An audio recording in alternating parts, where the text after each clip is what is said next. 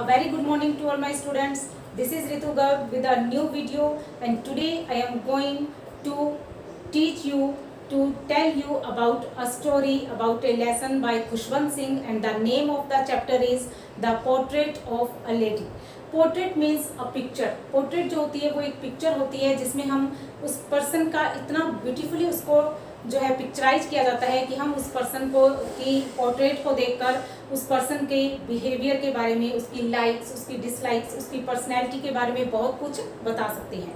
तो इस चैप्टर में खुशवंत सिंह जो है वो अपनी ग्रैंड मदर को इतना ब्यूटीफुली डिस्क्राइब करते हैं. उनका जो उन्होंने वर्ड से जो पोर्ट्रेट बनाया है, ये जो वर्डली पोर्ट्रेट है अपनी ग्रैंड मदर का, उसको पढ़कर हम बहुत ही अच्छे से उनकी ग्रैंड मदर को डिस्क्राइब कर सकते हैं. ये स्टोरी, ये जो चैप्टर है, ये जो स्टोरी है, ये ऑटोबायोग्राफिकल है. खुशवंत सिंह और उनकी ग्रैंड मदर के रिलेशन पर बेस्ड ये स्टोरी है.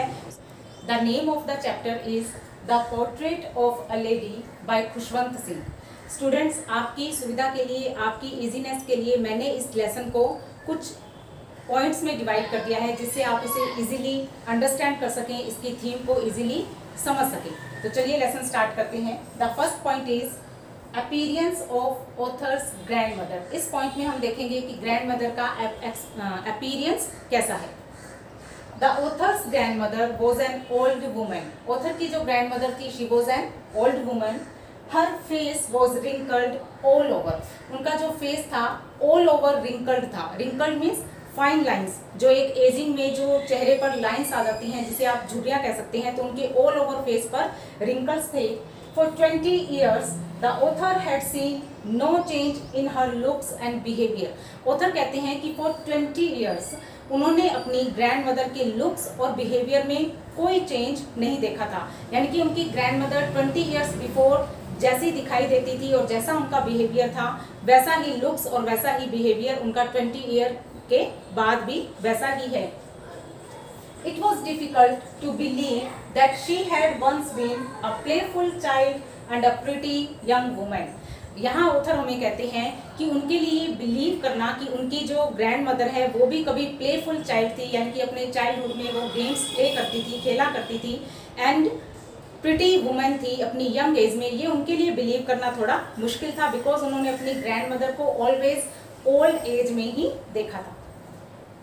The old lady was short, fat and slightly bent. यहाँ हमें उनकी फिजिकल अपीयरेंस के बारे में वो बताते हैं कि वो शॉर्ट थी, उनकी हाइट शॉर्ट थी, वो थोड़ी फैट थी और स्लाइटली बेंट. उनकी जो कमर है वो थोड़ी बेंट थी, यानी कि झुकी हुई थी, जैसा कि ओल्ड पीपल में होता है.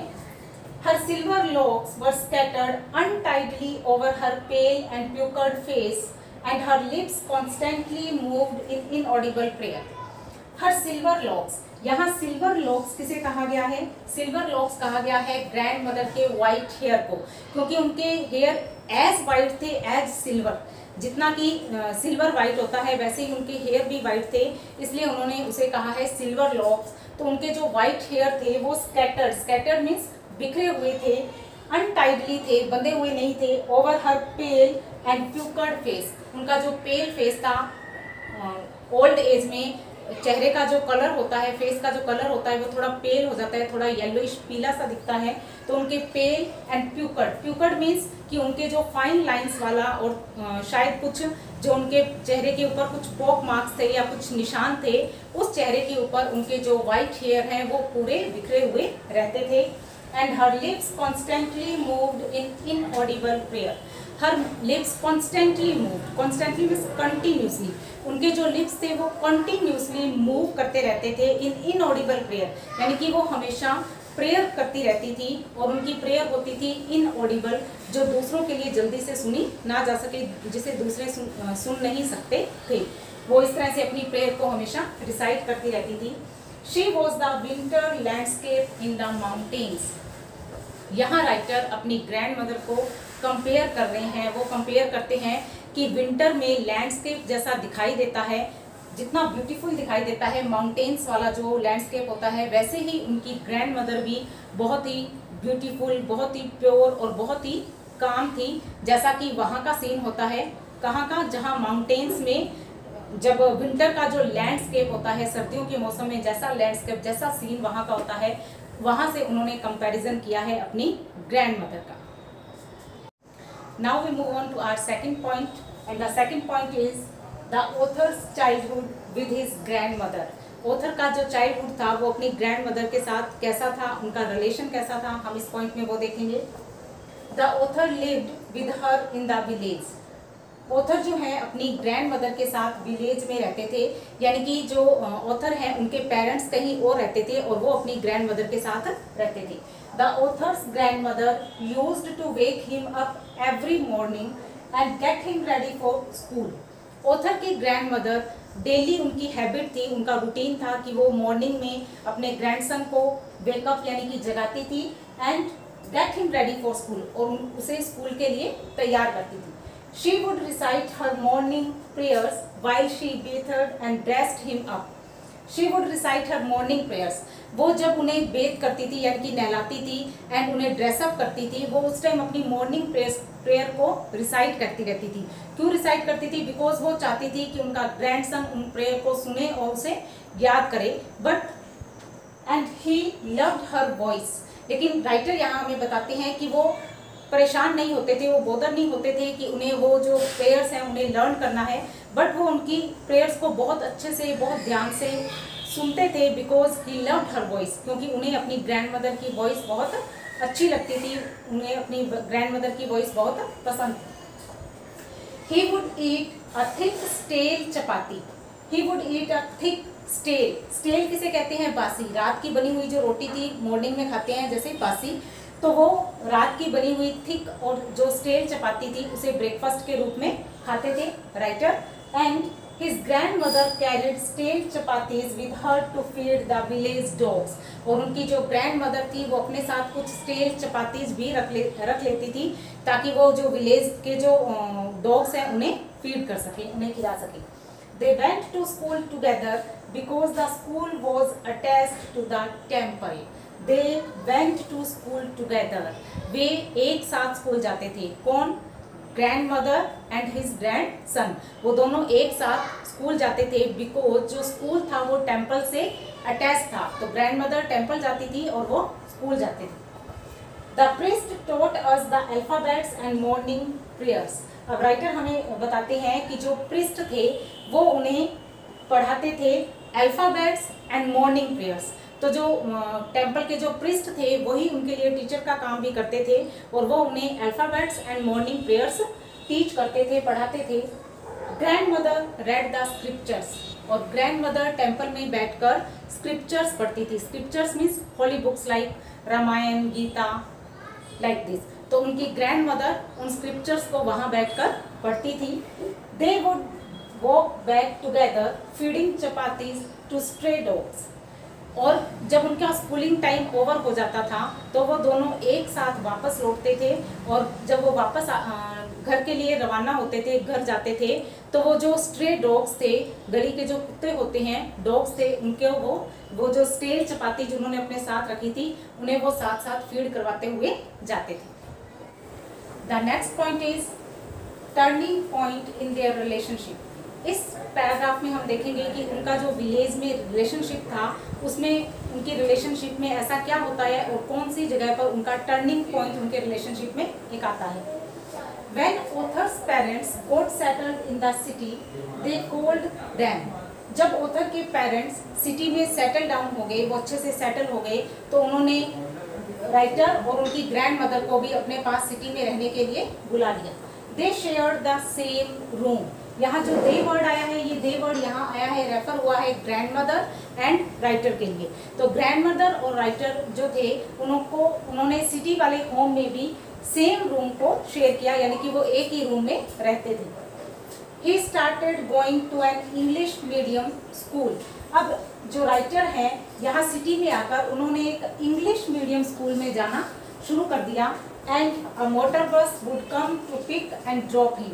और अब वो ऑन फुट, जैसे कि वो विलेज में जाते थे ऑन फुट, वैसे नहीं जाते थे और अपनी ग्रैंड मदर के साथ जाते थे वहाँ पर, लेकिन यहाँ उन्हें एक मोटर बस पिक करने के लिए आती थी और ड्रॉप करने के लिए आती थी, यानी कि वो एक मोटर बस में अब अपनी स्कूल जाते थे और आते थे।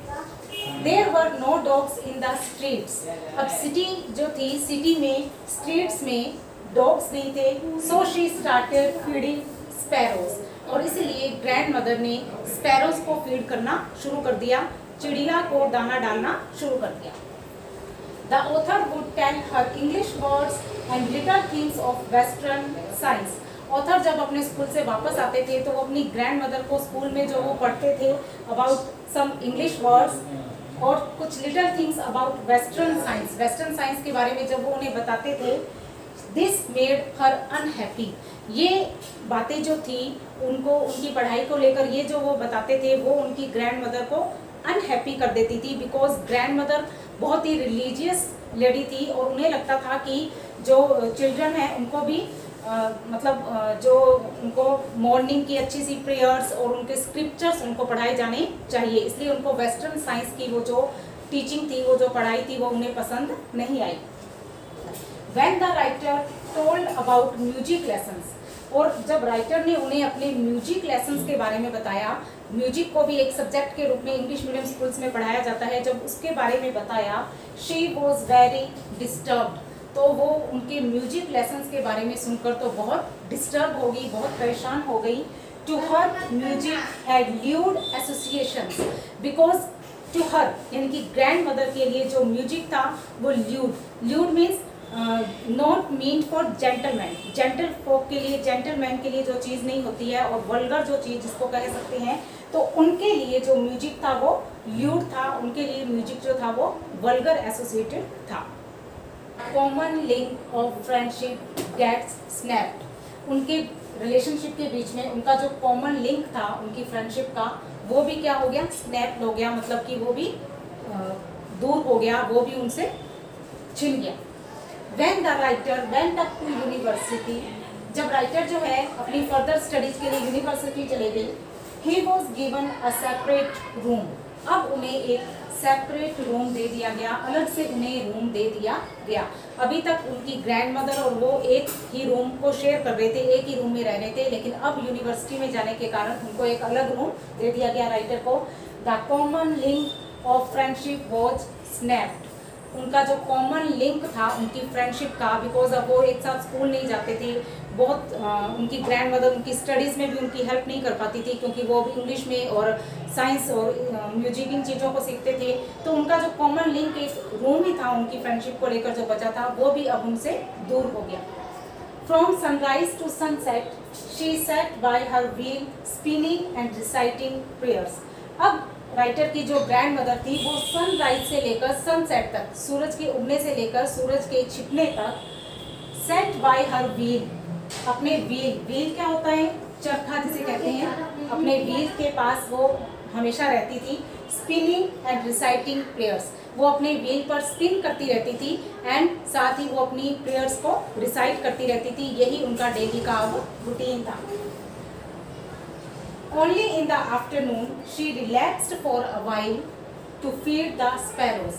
वो मॉर्निंग से लेकर सनराइज से लेकर सनसेट तक स्पिनिंग करती थी, सिर्फ आफ्टरनून में वो कुछ टाइम के लिए रिलैक्स होती थी फॉर अ वाइल, और वो भी जो स्पैरोज थी उन्हें फीड करने के लिए ही वो थोड़ा रिलैक्स होती थी, यानी कि वो अपने व्हील को छोड़कर आफ्टरनून में कुछ टाइम स्पैरोज के साथ स्पेंड करती थी, स्पैरोज को फीड करती थी। 100 of birds collected round her, 100 of birds जो थे, यानी कि बहुत अधिक संख्या में जो बर्ड्स थे वो उनके पास वहाँ पर फीड करने के लिए आते थे, ग्रैंड मदर उन्हें फीड वहाँ पर करती थी। Some came and perched on her legs, उनमें से जो कुछ बर्ड्स थे वो आते और पर्च्ड मीन्स होता है कि पक्षी के बैठने को पर्च कहते हैं, तो जो पक्षी थे वो उनकी लेग्स पर, अदर्स ऑन हर शोल्डर्स, कुछ बर्ड्स जो थे वो उनके शोल्डर्स पर, and even on her head, और यहाँ तक कि कुछ स्पैरोज, कुछ बर्ड्स उनके हेड पर भी पर्च कर जाते थे, यानी कि वो वहाँ पर बैठ जाते थे। वो ग्रैंड मदर से इतना घुल मिल गए थे, उनकी ग्रैंड मदर से इतनी अच्छी फ्रेंडशिप हो गई थी कि वो उनके बॉडी पार्ट्स पर बैठ जाते थे। वो उन्हें डेली का ग्रैंड मदर का रूटीन था कि वो उन्हें डेली वहाँ पर कुछ फीड करवाती थी।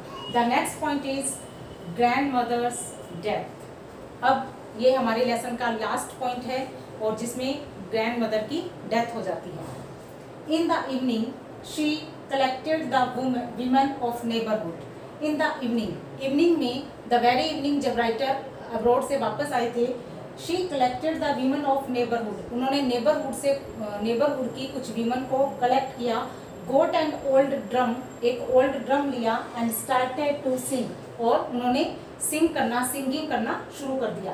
That was the first time that she did not pray, writer कहते हैं कि वो उनकी लाइफ में फर्स्ट टाइम था जब उन्होंने देखा कि उनकी ग्रैंड मदर प्रे नहीं कर रही थी, क्योंकि वो उनकी आने की खुशी में गीत गा रही थी। The next morning she fell in, और नेक्स्ट जो मॉर्निंग थी वो बीमार हो गई।